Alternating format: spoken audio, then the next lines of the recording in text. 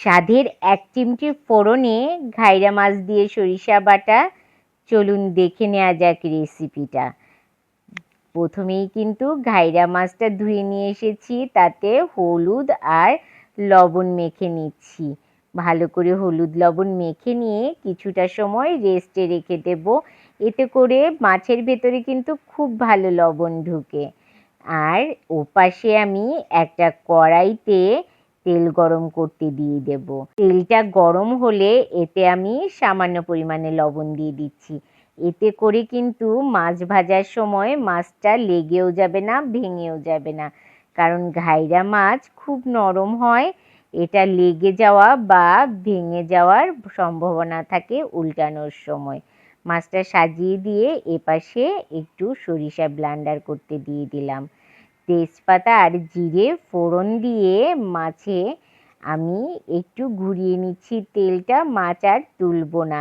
সেই ব্লেন্ডার করা সরিষা আর ব্লেন্ডারে বাটি ধুয়ে সামান্য পরিমাণে জল দিয়ে এতে লবণ আর হলুদ দিয়ে একটু সবটা মিশিয়ে দিচ্ছি সরিষার সাথে।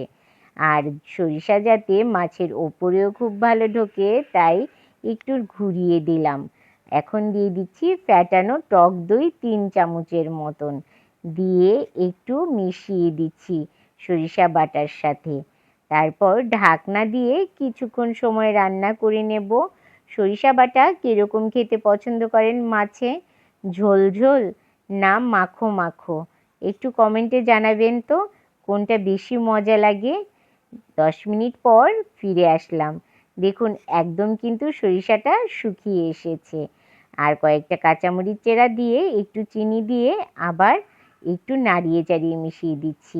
আজকে খুন্তির ব্যবহার কম করেছি কারণ এই মাছটা অনেক নরম। ঢাকনা দিয়ে আর 10টা মিনিট রেখে দেব। তারপরেই রেডি হয়ে যাবে সরিষা দিয়ে এই ঘাইরা মাছ। গরম গরম ভাতের সাথে কিন্তু দারুণ লাগে খেতে। আপনাদের কাছে রেসিপিটা কেমন লাগলো জানাতে কিন্তু একদম ভুলবেন না। ফোড়নের রান্নায় আবার দেখা হবে।